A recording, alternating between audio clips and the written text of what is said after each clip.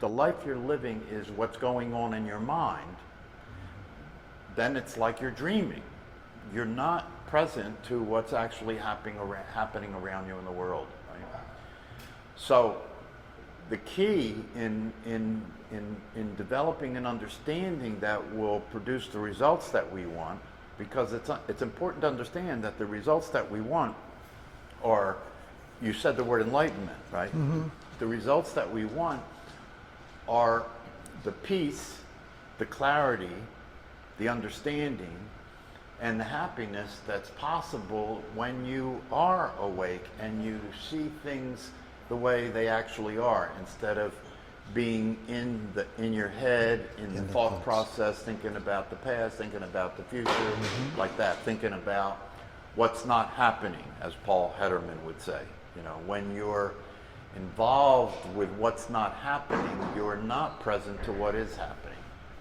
And what is happening is life. What is happening is reality, right? Does that make sense? It does. Yeah. It does. Sometimes I think you have a tendency to complicate things in your mind. Yeah. Yeah. No, that clears it up. I mean, it's not as complicated as it isn't as it really isn't. It isn't as really complicated as a lot of people think it is, because when people get and this is the insidious aspect of this whole thing, is that when you come to this conversation, when you come to these teachings, there's no other way to come other than coming as the person. And yet the most fundamental aspect of these teachings is to learn that the person is not what you are. And that's where everybody starts, as the person, right? And as the person, the way you relate to this is complicated in the sense that you're getting information about that the person is not actually real. You're getting information that the person it doesn't actually exist. But that's being heard by the person.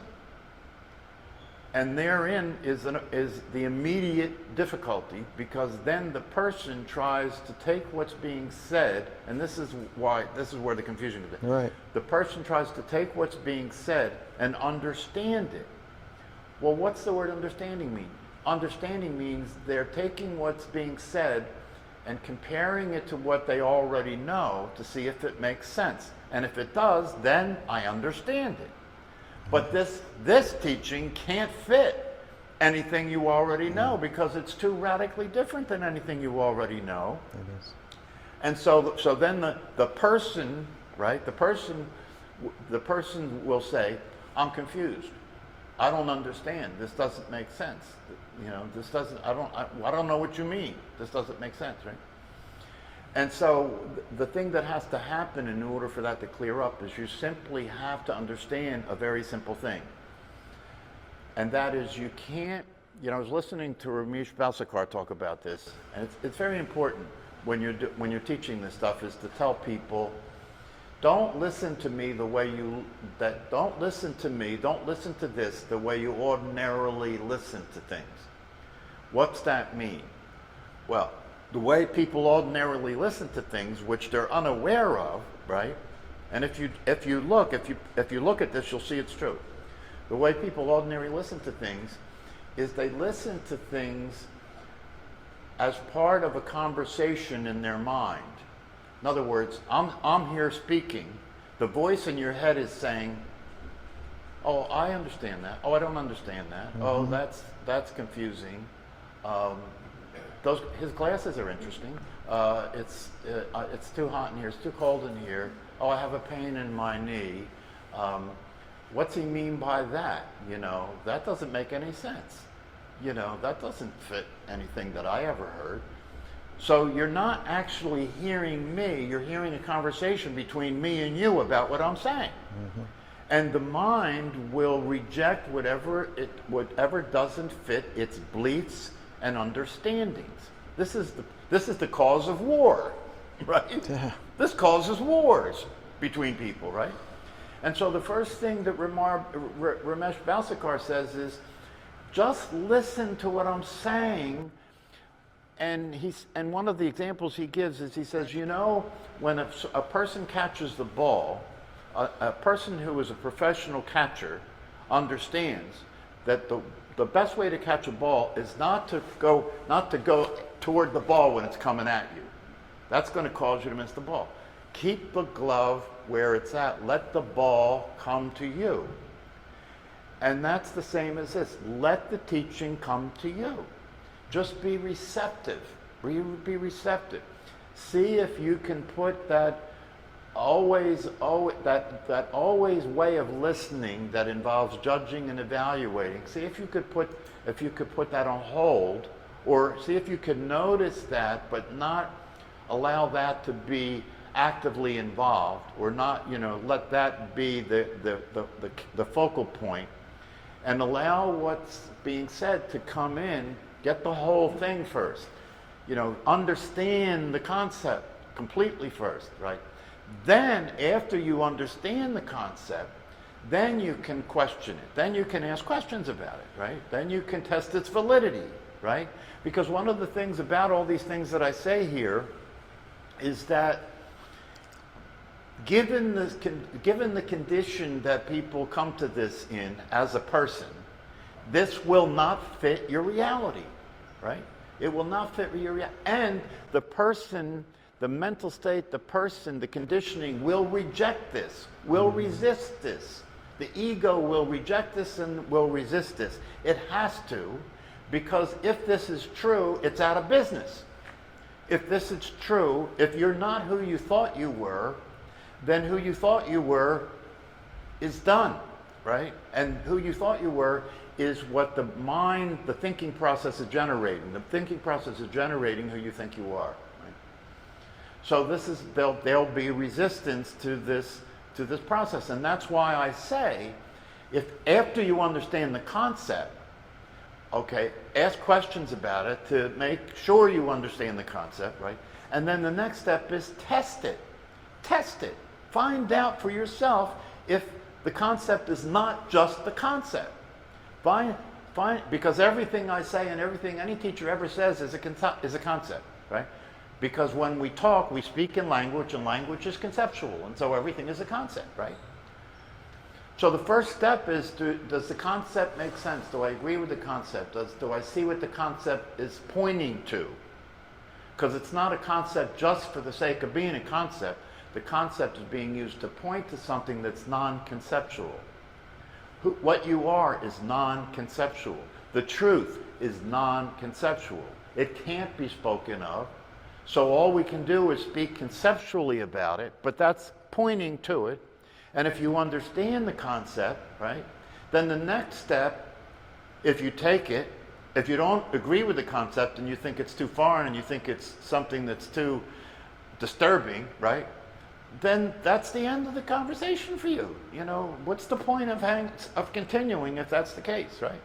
And that will be the case for most people, well, not necessarily the case for most people. If you end up here because you're already attracted to this, right, then there's a receptivity there, right? But the reason that there are so few people here is because most people, even meditation, most people consider meditation to be navel-gazing. Something that isn't productive, or something that they can't do. Can't sit still and can't keep their mind focused on anything. So they don't get involved with it, right? The same thing is true with this. I highly recommend that you don't come to this class if this is something that is just bothering you to listen to. Right. What's the point, you see, right? However, if it's not just bothering you to listen to, and if there's something here that's attracting your attention and there is some degree of receptivity, then probably you're ripe. Probably you're ready to hear this, right? And as I have said here in terms of the concept of predestination, is that it's your destiny to hear this message at this point, like that. But unless after that you take it to the next level, which is you do a personal investigation, you'll never get to a place where it can actually make the difference that it promises to make. For example, if I say that you're not the thinker of your thoughts, and I give you examples of that, which I do. I've done that many times here because I think it's a fundamental concept, right? If I say you're not the thinker of your thoughts, and you understand the concept, and the concept makes sense, and the example seems to make sense to you, right? Then the thing that you need to do next is look and see in your own experience, personally, of thinking, is it not the case that you have to look to see what the voice in your head says to know what you think? Check it out. Check it out. See what the evidence says. Because in everything that is being said here, in everything the teachers that teach these things say, what they say, bottom line, is the evidence speaks for itself. The evidence is the truth. The evidence is the truth. And when we talk about things that are as bizarre to the ordinary way of understanding things, when we talk about things that are as bizarre as no free will, or as predetermination, or everything is destined to occur, those are bizarre concepts to the ordinary person. So when we talk about something like that, obviously, even if you understand the concept and the concept makes sense, if you don't take it to the next level in terms of looking in your personal experience to see what the evidence says, then you don't really have anything to go by to trust it, to be willing to do what it's going to take to reorient yourself to that reality. Because it is going to take something to reorient yourself to that reality, to come out of the mental state, to come out of the conditioning that human beings live in, is going to take something because it's hypnotic. So I ran my mouth a long time, but yes, very good. No. Okay, Here, Brian. I'll give you the.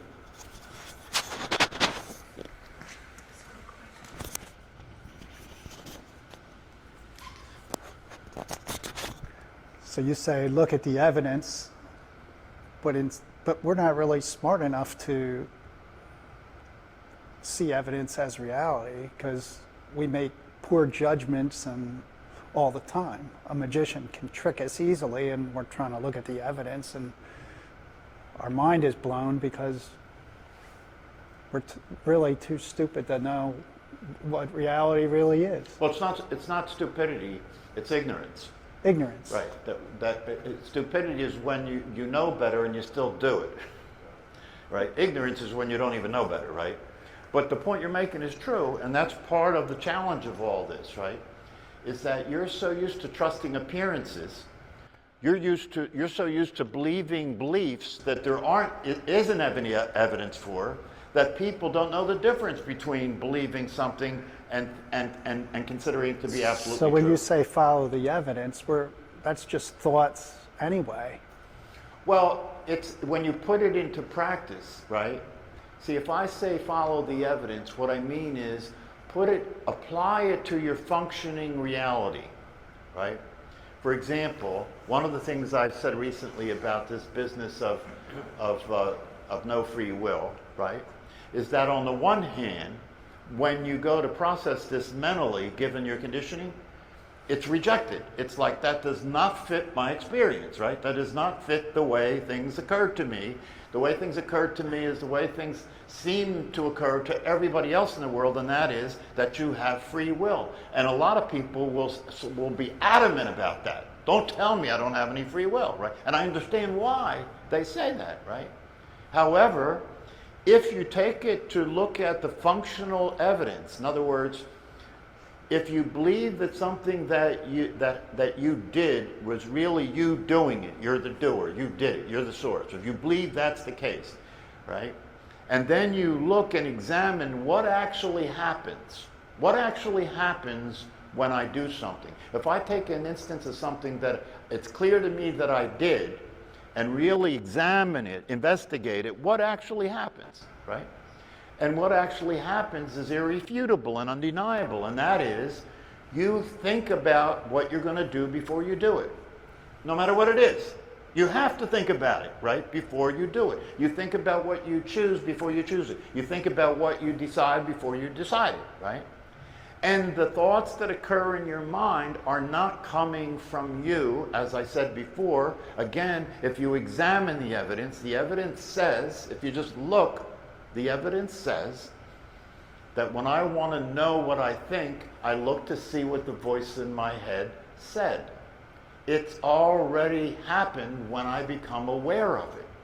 Therefore, I can't be the source of it. It's already happened when I become aware of it. And the thoughts that occur in the mind are coming from the only possible place they can come from, which is my conditioning, my past experience, and my DNA. So when you look at that, and you see in a functional reality, when you examine what's actually happening, right, in a functional reality, it's undeniable. There's no way for you to take any action without thinking about it first. And your thoughts are not coming from you. Therefore, it can't be the case that you're the doer. It can't be the case that you have free will, because you can't do anything outside of your conditioning. And you had nothing to do with your conditioning. It just happened. You had nothing to do with your DNA. You had nothing to do with who your parents were. You had nothing to do with where you were born. It just happened. Therefore, you're not in that picture. You're just not in that picture. And that's what the evidence says, right? And yet, in spite of the evidence, which goes unexamined by almost everybody, right? Because we're all living in the world of we have free will, right? Now, here's the reason for that. And this is something I really want to get across, because if you get this, it can really break you through this whole free will business, right? The reason it seems so evident that you have free will is because it's necessary for human beings to have free will to live in the reality we live in. It's necessary for there to be space and time, isn't it? To live in the reality we live in. Although, when we examine the teachings and when we examine what the evidence says that there is no time. The evidence says there is no time. And yet, we must live in time, right? You can't not live in time. That's part of the reality that we live in, right? And the same thing is true with free will. It must appear as though you have the ability to do things, just like it must appear that you and I are separate from one another, even though the teachings say that's not true, right? In other words, in an absolute sense, in the truest sense, that's not real and that's not true. It's an appearance, it's an illusion, right? But in the reality that we share, in the way life ordinarily occurs for us, in time and space, we must appear to be separate from one another in this reality, and we must therefore appear to be able to do things and have free will in this reality. But don't forget, the essential aspect of all these teachings is that this reality is an appearance. It's an appearance. Now, that's not going to change the fact that even if you understand that you really don't have free will, it's not going to change the fact that you will continue to operate as if you do. You must. You have to. There's no problem with that, really. Even though ultimately it's not true. In a practical, functional reality, you've got to continue to operate that way. One thing that you can see, however, that will give you a clue about the absolute truth is once you make that decision, once you make that choice after thinking about it and contemplating it, you have no control over what happens next. Do you? No control over what happens next. And the fact that you don't have any control over what happens next is an example of the absolute truth of the situation, right? And you must, in the conditioned state you're in and in the ordinary everyday world we live in, you must continue to operate as if you have free will. That's just the way it is. But it's not a contradiction when you understand why. It's not a contradiction when you understand why. It's just like it's not a contradiction that there is really no time, and yet you have to live as if there's time, right? That's not a contradiction, because in the world we live in, we use time as a way of operating, right? Right? Same way we use free will as a way of functioning. The thing is this, and this is why it's important to understand the concept and then do a personal investigation, right? Why? Because that process should lead you to being convinced. And if it leads you to being convinced, then you will be willing to deal with reorienting yourself to the truth. And if you do reorient yourself to the truth of there not being any free will and destiny is reality, the result gets produced. What's the result? if it's true that I'm not a doer and I therefore have never done anything, I could not have done anything wrong. Everything that I feel guilty about, I can let go of. It's not true. That didn't happen that way. Anything I'm ashamed of, I can let go of. It's not true. It didn't happen that way. And anything that anybody else ever did to me, they didn't do. And so I don't have to be hatred. I don't have to have hatred or be angry with anybody, ever. And anything I do now, I don't have to worry about because it's not anything I have any control over. And anything that happens in the future, I don't have to worry about because it's not anything I have any say-so about. So where are you? If you actually experience that experience of being, you're in peace. You have peace. How could you not be peaceful? How could you worry? How could you not be peaceful? That's the peace that is spoken about in the Course of Miracles. It's the peace that's spoken about in Buddhism and Taoism, in the mystical aspects of Christianity and Judaism. It's the peace that patheth understanding. It's a natural state when you're related to the truth, when you're related to reality. It's a natural experience of being in life and in the world. But you can't get to it. You can't get to it unless you can deal with the fact that your mind and your thought process will keep generating the illusion. But when an illusion is an illusion, right? When you know a mirage is not going to quench your thirst, you stop trying to drink the water. When you know that the thought processes and the illusions that people live their life in cannot produce happiness, well-being and satisfaction and peace, you stop chasing that. You stop chasing that. You stop chasing. And you realize you don't have to chase anything. That's the beauty of this. You don't have to chase anything. It's already the case. It's already the case. Long answer, right?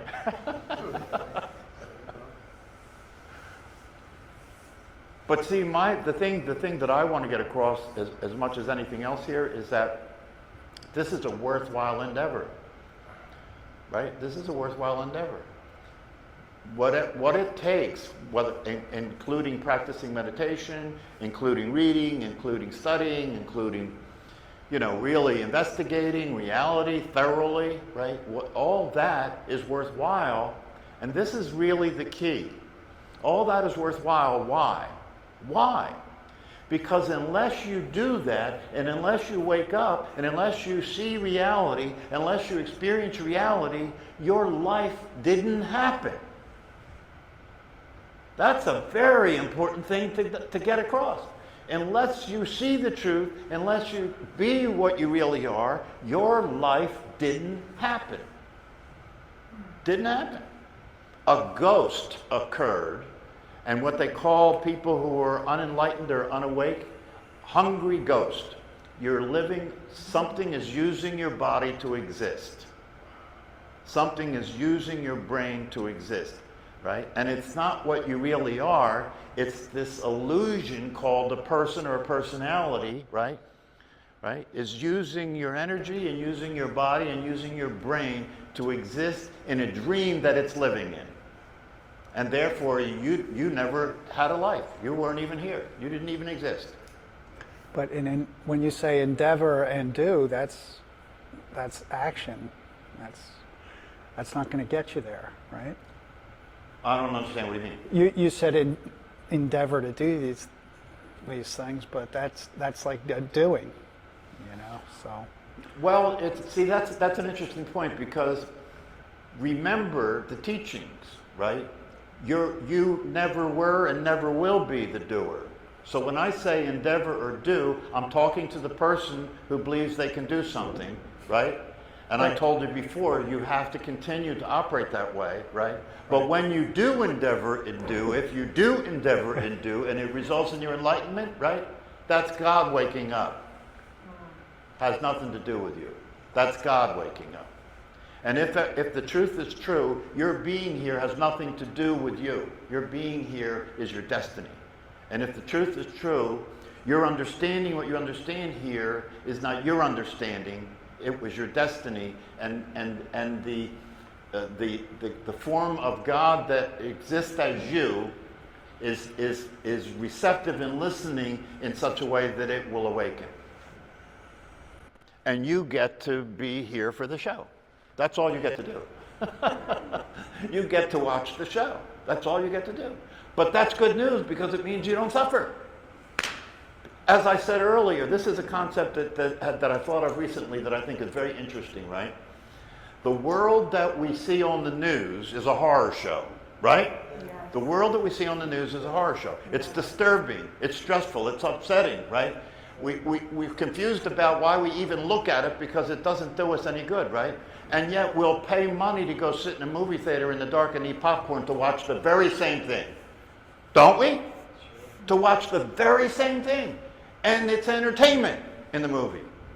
In the movie, what happens more, you know what happens more than anything else in the movies? Think about it. That's right. What do you say? Somebody dies. Yeah. But it's not, Think about it. real. Life is real. That's not real. See what I mean? That's the whole point. This is no different than a movie, except that you think this is real and you don't think that's real. You see, but people go to the movies, and if you look at what's more prevalent than anything else in the movies, not just death, terrible ways of dying, thousands of people dying, blowing up planets, blowing up monsters, all your worst dreams are presented to you in the movies, and you like it. You like it. It's right, and the things that you would consider to be horrible experiences to happen to you physically, like free falling and all that stuff. You go to amusement parks and pay money to have that done to you. Right? Tell me how crazy that is, right? So what's available through this, right? What's available through these teachings and practices is to get to a place where you don't have to go to the movies. You don't have to go to the movies anymore. You can look at the news and look at it with popcorn. I better get out of here.